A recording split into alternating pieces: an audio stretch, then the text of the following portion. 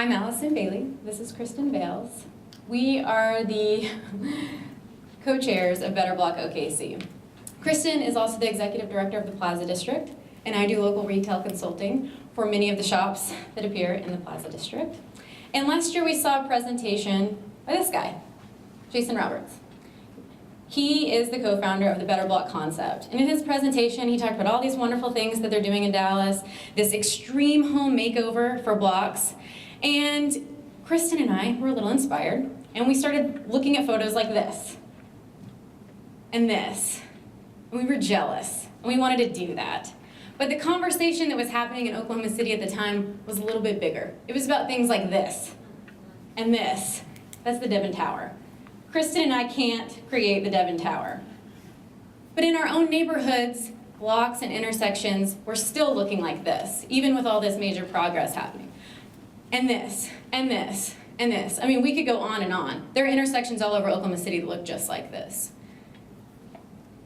But our plates were full. And so we contemplated, and this project seemed so important that we were willing to move some of the things on our plate over and implant the first Better Block project in Oklahoma City.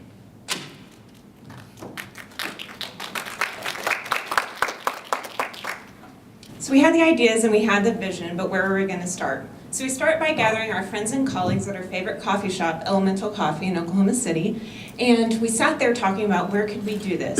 As you saw in the photos before, there were tons of blocks and intersections in Oklahoma City that could use this kind of love. And as we sat there thinking, we looked around at the place we were at and thought, you know, this place could use a little love too. There were great businesses, the coffee shop, the yoga studio, and a restaurant, but there were a lot of vacant storefronts and not a lot happening, and this area could use a leg up. So we decided to do the first Better Block there at 7th and Hudson. So we started looking at the street and we thought, how much better could this street be with lighting and seating, most importantly, people? And so we used this image and put it on Twitter and Facebook and really started trying to share our story. And we also shared Jason Roberts' story and really laying out the vision for what it could be. We also started a Pinterest board because there were so many amazing things happening across the globe with DIY urbanism and creative and adaptive reuse. And so we were collecting these ideas and just sharing them and getting inspiration. So we decided to host our first meeting, and it was at 6 o'clock on a Tuesday. And I was getting really nervous because Allison and I had been working so hard, and by 6:15 no one had shown up. And I was getting really bummed out because how could we do this with just the two of us? Then Allison informed me that the meeting started at 6:30. And by 6:30 over 25 people had shown up, and I was so excited to see the buy-in, that people were excited about getting involved in this kind of project. And so thus started our Tuesday night work nights. And a lot of our volunteers are here in the room, so I'm so glad to see them. So every Tuesday night, the volunteers would get together and just work on projects to beautify the street, to make it better, problem solving. And this is where Allison and I really learned the value of divide and conquer. So we divided up the volunteers into groups based on interest, and they got together and they worked hard and they built these amazing projects. So this was the bike parking on the street, tied to a gas meter. It's really safe, right? So we had a bike team come in and look at how to make the street more bike friendly. Here you can see they're building a bike rack out of free pallets, also served as a bench, and by the event, you can see them in action here. There was over 30 bikes on the street. We still didn't have enough bike parking. It was amazing to see the bikes in action at the event. This was a state of one of the buildings, boarded up, no color, nothing happening. So we worked with a public art team to bring in local artists to paint murals on the buildings and do street art installation. And we really just had a great opportunity to work with local artists and add vibrancy and energy to the street. This was the only vegetation, underutilized vacant lot. So we had a landscape team come in and add pallet planters and just work on adding greenery to the street. We had a volunteer whose family owned a nursery, so we're extremely lucky to be able to bring in big plants and big shrubs to really show how important greenery can be to a street. And this is kind of the overall view of the street. You can see nothing's really happening. Hudson's actually a pretty busy street, and there's no crosswalk, there's no parking lines. So the pedestrian team came in and we just painted our own crosswalk, added curb bump outs to lessen the crossing distance, had parallel lines painted on the street, and we really got the opportunity to show off reverse angle parking and how beneficial that can be for cyclists, pedestrians, and cars itself. So it really transformed the street. And reuse and repurposed materials were extremely important. Our headquarters became filled with pallets, and more pallets, and free donations of scrap wood like this. But this is not just any scrap wood. This is actually the University of North Carolina's old gym floor, which means that Michael Jordan played on it. So we took the deck wood and we made it into a parklet, which a parklet is basically an extension of a parallel space that pedestrians can come and linger in. And so our amazing volunteers built this parklet deck, and we named it courtside seating.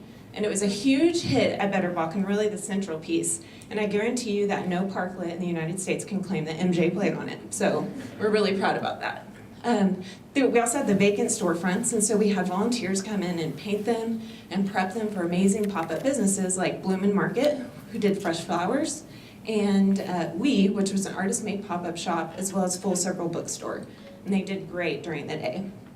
It was also important to partner with organizations who were doing missions similar to what Better Block was doing. So we worked with Transition OKC to do a pop-up garden. We worked with the Modern Streetcar Project to educate the community on what was going on with the streetcar route. And corporate sponsorships were also really important. So we were able to work with Pelco to bring in, they do ornamental street furniture, and they actually brought the furniture out, set it up for us, and fixed some ornamental lighting on the street that was broken. So that was a huge win to be able to demonstrate that. So then, while the volunteers were building these amazing physical projects, Allison and I were working behind the scenes on the permits. And getting a permit in Oklahoma City is no special task. It's really kind of difficult and gruesome, so we spent a lot of time working with the city of Oklahoma City to define what is Better Block. Is it a festival? No. Is it a block party? Not really. So a lot of our time was spent getting that and powering through that with the city. There was also the little matter of getting people to actually come. So we spent a lot of time on Twitter and Facebook promoting everything that was happening, handing out posters and flyers, and just getting the word out. But would people come? It's a really good question. And that's something that every event promoter fears, that they do this event and then nobody shows up. So fast forward to the day of. We get there at the crack of dawn, and the sun's not even up yet, and we're pulling projects out, and volunteers are arriving, and then the sun comes out and we start getting sunburned, and it's hot and we're sweaty, and the street's starting to look really good. Kristen even got to ride in the Pelco bucket truck, about 75 feet in the air. That was fun. But as the afternoon progresses, I realize it's almost time for our city leadership preview tour. And this was a thing that Kristen and I had decided to do. We were going to invite city leaders, our city council people and business leaders, to come and preview the block before the public arrived. So I'm like, completely disheveled, and I decided to take a 15-minute break. I walked down to Elemental Coffee, change clothes, curl my hair, put some makeup on, reapply sunscreen, and I'm walking out and I realize anxiety is hitting me. Because I don't know if anyone's going to come to the tour. And if they're not going to come to the tour, they might not show up for the event later either. So I walk out the door, turn right on Hudson, and I see suits, business suits. And it was glorious. And I kept walking and I turned right, and there's a whole group of suits. And they're standing in front of Full Circle, they're in front of the newsstand, and they're chatting, and they're ready for the tour. So we go on a tour of the street. We walk down the street, and we visit the Emerson Bottle Garden. Emerson High School, a local high school, had creatively developed this little vertical garden for us. And we turned the corner and we talked about how an existing awesome business like Cadence Yoga could still use some streetscape improvement with benches and extra seating and landscaping and a trash can. We walked across the crosswalk and looked at the reverse angle parking, and we visited the streetcar station, and we visited all the pop-up shops. And then we walked down and we're getting ready to describe the interactive art to all of these city leaders that wouldn't understand it. And we turn around and they're using it, and they totally got it. And this is one of our councilwomen. She's writing that she loves reverse angle parking, and Councilman Greenwell's writing social interaction as something that he likes at Better Block. So the tour was a success, and that concludes, and people started showing up. The workday was over and the sun was setting, and the street got so crowded with people that cars were choosing not to go down it, even though we hadn't blocked it off. And street musicians were playing, and families were enjoying the food trucks. And as a retail person, it was really joyful to see someone walking down the street with a big brown bag full of produce from our farmer's market, and a bushel of flowers, and a little bag from Full Circle, and they're taking these things home with them to the neighborhoods. And it was really refreshing to see all of this.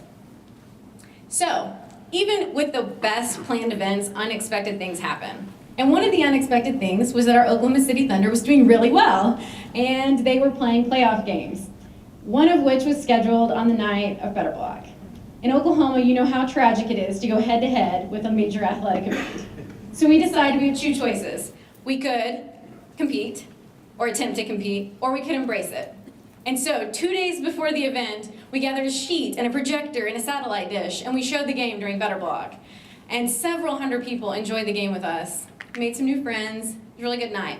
Saturday continued, the momentum was rolling, businesses in the district had so much fun that day, and we finished the afternoon off playing board games with our volunteers on the parklet and just relishing in the success of the event.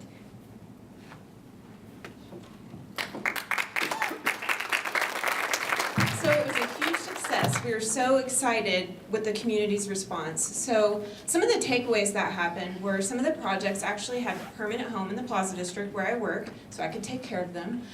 So it really not only bettered that area, but it bettered 16th Street as well. And a lot of the things that I learned while working on Better Block, I'm applying every day in the Plaza District. So it was a great learning experience.